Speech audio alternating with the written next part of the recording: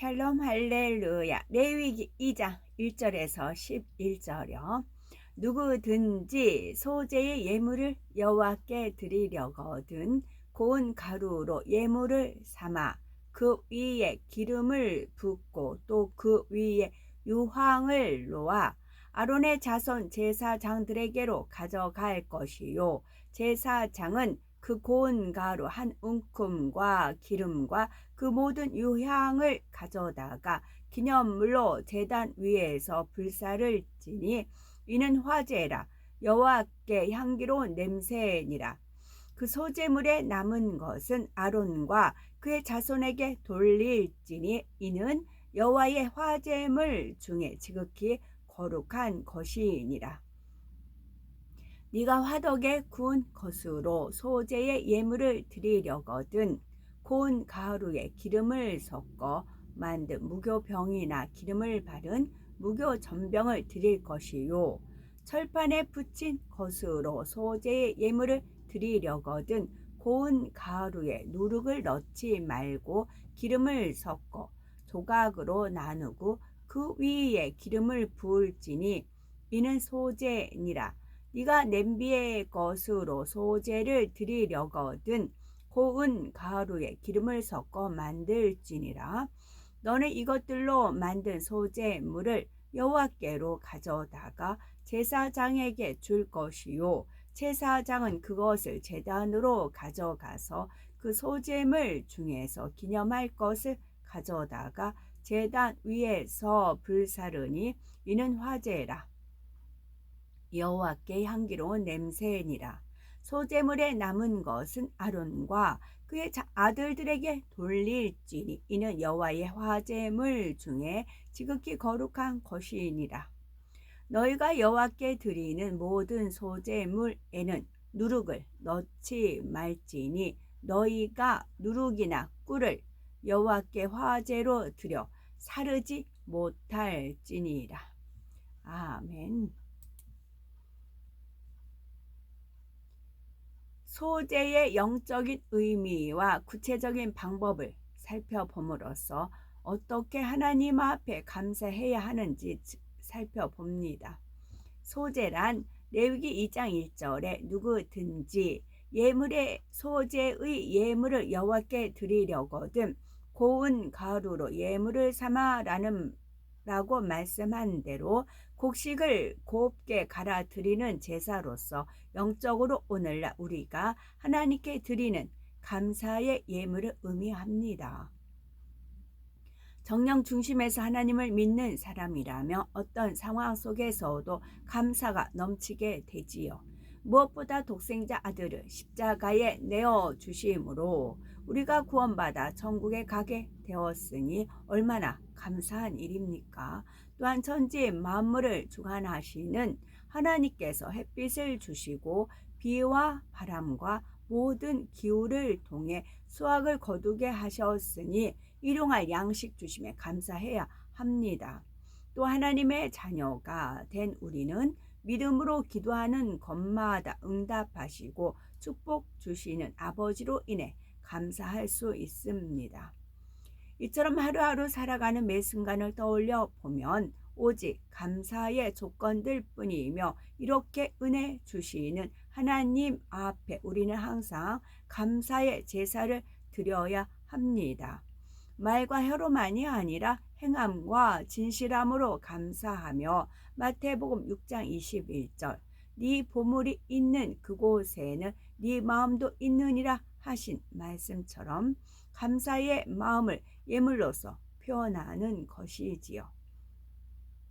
출애굽기 40장 29절을 보면 또 회막의 성문 문 앞에 번제단을 두고 번제와 소제를 그 위에 드리니 여호와께서 모세에게 명하신 대로 되니라 했습니다.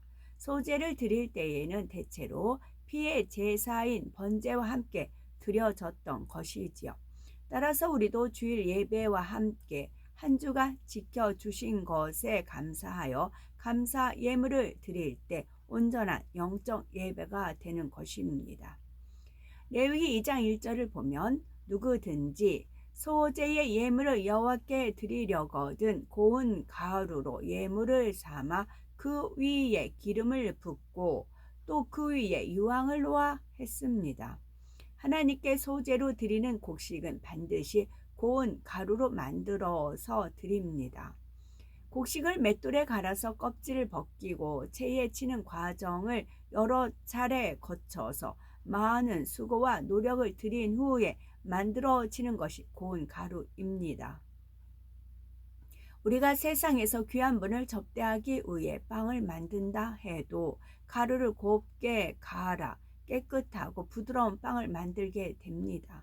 하물며 하나님께 드리는 예물이라면 정녕 흠도 티도 없도록 준비하여 드려야 하는 것이지요.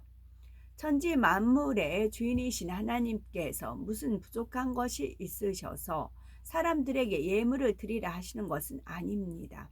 하나님께서는 마음만 먹으시면 각 사람을 부욕해도 하실 수 있고 모든 소유를 거두어 가실 수도 있지요. 그런 하나님께서 피조물인 우리에게 예물을 받기 원하시는 것은 우리의 믿음과 사랑으로 드려진 예물을 통해 더 큰 축복을 주시기 위해서입니다. 고린도후서 9장 6절에 보니 적게 심는 자는 적게 거두고 많이 심는 자는 많이 거둔다라고 말씀하신 것과 같이 심는 대로 거두는 것이 영계의 법칙이므로 하나님께서는 더 큰 축복을 주시기 위해 감사의 예물을 심도록 가르치시는 것입니다.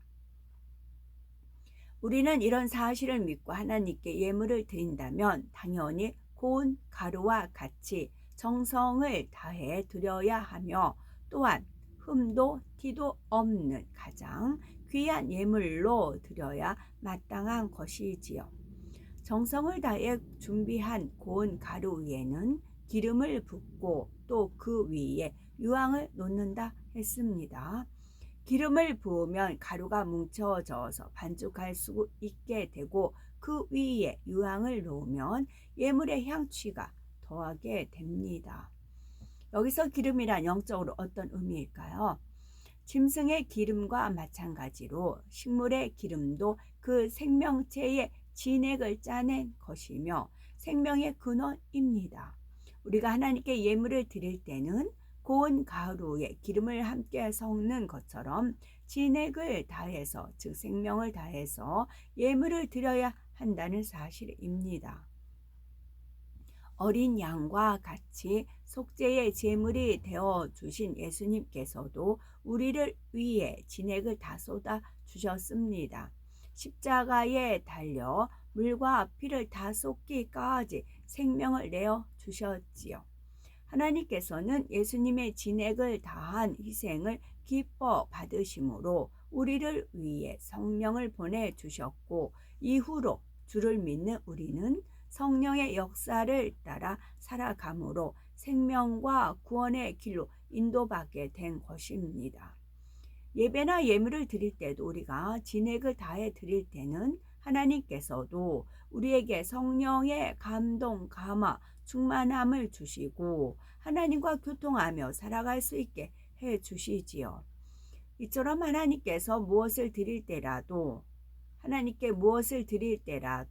우리의 생명을 다하는 마음으로 드려야 한다는 사실을 기름 붓는 행위로서 나타내 주고 있는 것입니다. 다음으로 기름을 부은 고운 가루에는 유황을 놓으라 했습니다. 고운 가루를 기름지게 만들어 그 위에 향기로운 유황까지 놓으면 이는 귀하고 좋은 예물을 더욱 빛나게 하고 하나님께서 흠양하시기에 값진 예물이 됩니다.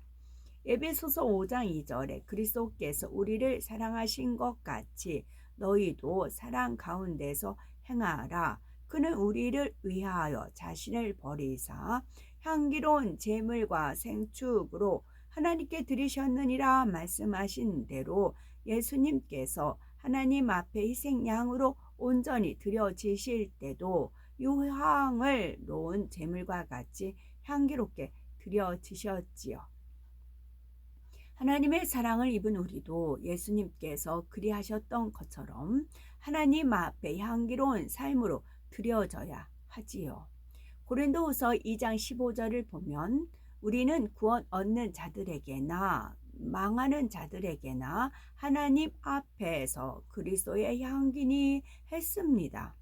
세상 사람들이 우리가 범사에 하나님을 인정하며 감사하며 하나님의 뜻대로 진리 가운데 살아가는 것을 보므로 그리스도의 향기를 느낄 수 있어야 한다는 사실이지요. 이처럼 그리스도의 향기를 바라면서 하나님께 감사하는 자녀들이라야 그것이 하나님께서 받으시기에 합당한 소재의 제물이 되어지는 것입니다. 레위기 2장 2절에서 3절을 보면 아론의 자손 제사장들에게로 가져올 것이요 제사장은 그 고운 기름 가루 한 줌과 그 모든 유향을 취하여 기름물로 단 위에 불사를 지니 이는 화제라. 여호와께 향기로운 냄새니라. 그 소제물에 남은 것은 아론과 그 자손에게 돌리지니 이는 여호와의 화제 중에 지극히 거룩한 것이니라 했습니다. 고운 가루에 기름을 붓고 유황을 놓은 다음 그 예물을 제사장에게로 가져오면 제사장은 이를 단에 올려 불사르는데 전부를 다 사르는 것은 아닙니다. 유황은 전부 다 불에 사르지만 기름 섞인 가루는 그 중에서 한 줌만 불에 태우고 남은 것은 제사장들에게 돌리는 것이지요. 이렇게 일부만 불에 사르고 나머지는 제사장들에게 돌려진다 해도 그 예물은 전부 하나님께 드려진 것이므로 하나님께 드려진 것으로 인정되므로 그 전체를 지극히 거룩한 것이라 말씀하시지요. 오늘날도 하나님을 섬기는 주의 종들은 성도들이 하나님께 드린 예물 가운데서 녹을 받게 됩니다. 갈라디아서 6장 6절에 가르침을 받는 자는 말씀을 가르치는 자와 모든 좋은 것을 함께하라 하신 말씀처럼 하나님께 은혜 받은 성도들이 감사의 예물을 드렸을 때에 말씀을 가르치는 하나님의 종들이 그 좋은 것을 함께 누리게 되는 것입니다. 이어지는 레위기 2장 4절에서 7절에 보면 소재의 여러 가지 형식들이 나옵니다. 고운 가루를 그냥 드리기도 하지만 때로는 그 가루의 반죽을 화덕에 구워서 드리기도 하고 번제에 구워서 드리거나 솥에 삶은 것으로 드리기도 하지요. 이때 어떠한 방식으로 소재를 드릴 때라도 반드시 그 가루는 고운 가루라야 합니다. 또한 가루에 기름을 섞는 것과 그 위에 유향을 놓는 것도 다 동일하지요. 그런데 여기서 화덕에 구운 것을 드릴 때는 무교병이나 무교전병으로 드리라 하셨는데 무교병은 누룩을 넣지 않은 떡, 무교전병은 누룩을 넣지 않은 전병이라는 뜻입니다. 또 번철에 붙일 때도 누룩을 넣지 말고 드리라 하셨죠. 레위기 2장 11절을 보면 물은 너희가 여호와께 드리는 소제물에는 모두 누룩을 넣지 말지니 너희가 누룩이나 꿀을 여호와께 화제로 드려 사르지 못할지니라 했습니다. 하나님께서 예물로 드리는 떡에 누룩을 넣지 말라 명하신 것은 누룩이 육적으로 가루의 반죽을 발효시키는 것처럼 영적으로는 변질시키고 부패시키는 것을 의미하기 때문입니다. 변함도 없으시고 회전하는 그림자도 없으신 온전하신 하나님께서는 우리의 예물도 변질되지 않은 고운 가루 그대로의 중심으로 받기 원하십니다. 곧 우리가 예물을 드릴 때 변개함이 없고 곧은 중심으로 깨끗하고 순전한 마음으로 드리기를 원하시는 것입니다. 또한 하나님께 드리는 예물은 하나님께 대한 감사와 사랑, 믿음으로 드려야 합니다. 어떤 사람들은 예물을 드릴 때에 남들이 보니까 마하지 못해서 드리거나 세상의 근심과 염려가 가득한 마음으로 드리기도 합니다. 그러나 예수님께서 바리새인들의 누룩 곧 외식을 주의하라 말씀하신 대로 겉으로만 거룩한 척 외식하며 사람들 앞에 인정받으려고 한다면 그 다음은 마치 누룩으로 부패된 예물과 같아서 하나님과 상관이 없다는 거지요. 그러므로 우리가 예물을 드릴 때는 누룩 없이 곧 하나님을 사랑하고 감사하는 마음에서 중심으로 드려야 합니다.